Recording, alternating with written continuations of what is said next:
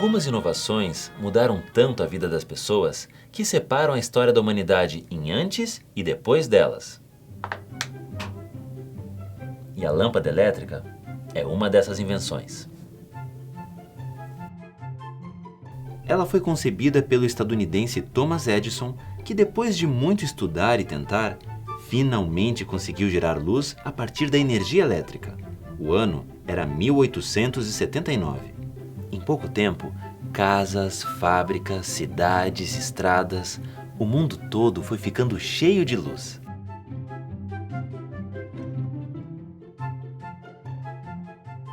As primeiras lâmpadas foram as incandescentes, que transformam energia elétrica em luz e muito calor. Depois vieram as lâmpadas fluorescentes, que funcionam a partir da ionização de gases, e as de LED, que emitem luz por um processo chamado eletroluminescência. As noites até parecem mais claras. Será que passamos a dormir menos por causa disso? Bom, outra inovação que tirou o sono de muita gente foi o rádio.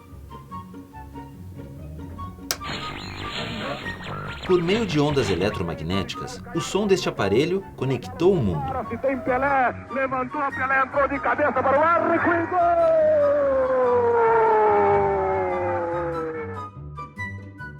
O criador oficial do rádio foi o italiano Guglielmo Marconi, que em 1909 ganhou o Nobel de Física. Depois veio a televisão, que conectou ainda mais o mundo. Em 1923, o engenheiro russo Vladimir Zworykin patenteou o iconoscópio para a câmara de televisão. Era o tubo que permitia que o aparelho fosse produzido em escala industrial.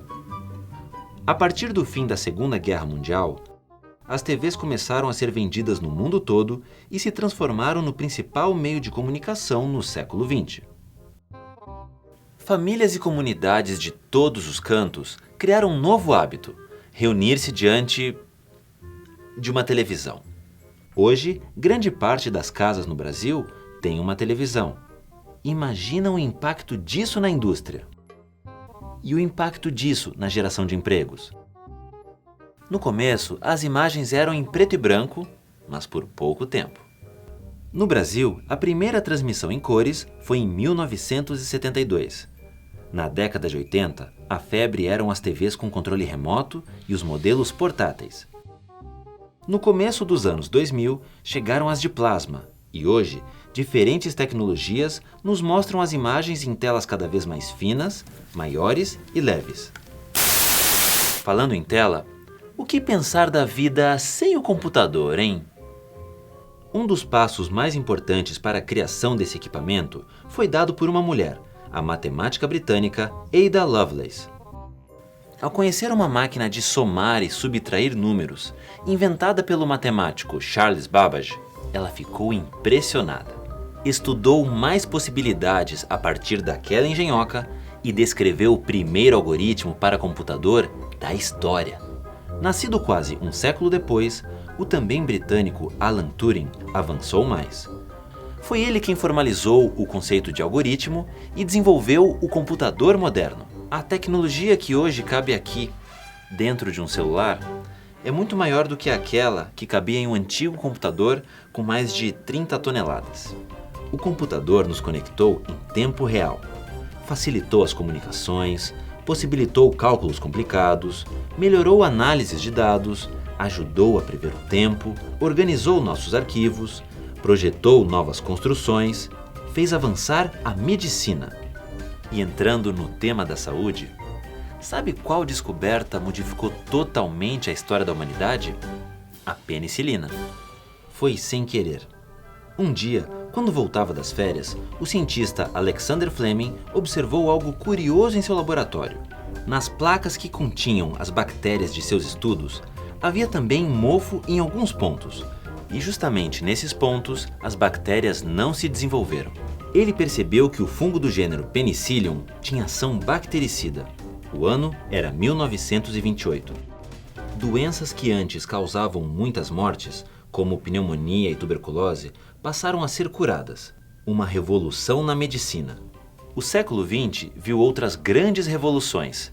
E a chegada do carro foi uma delas. Em 1886, o alemão Carl Benz criou um veículo de 3 rodas que usava um motor movido a gasolina. Outros modelos foram sendo criados, mas eram muito caros. Até que Henry Ford, em 1908, lançou um modelo acessível a todos. Em 1914, o automóvel já era produzido em massa. E o que aconteceu depois, você já sabe.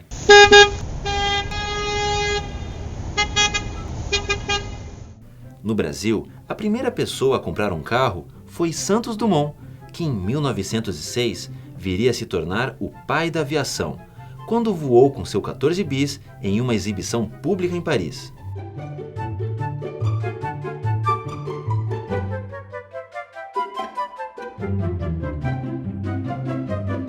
Em menos de um século, o transporte aéreo cruzou oceanos e continentes, levou cargas e passageiros, voou para guerras e missões de paz. Fez o mundo parecer menor. Esta lâmpada, minhas roupas, os óculos, a câmera que está me filmando. Já parou para pensar que tudo que o ser humano criou tem uma história? E que tudo é resposta para problemas e perguntas que nós mesmos inventamos?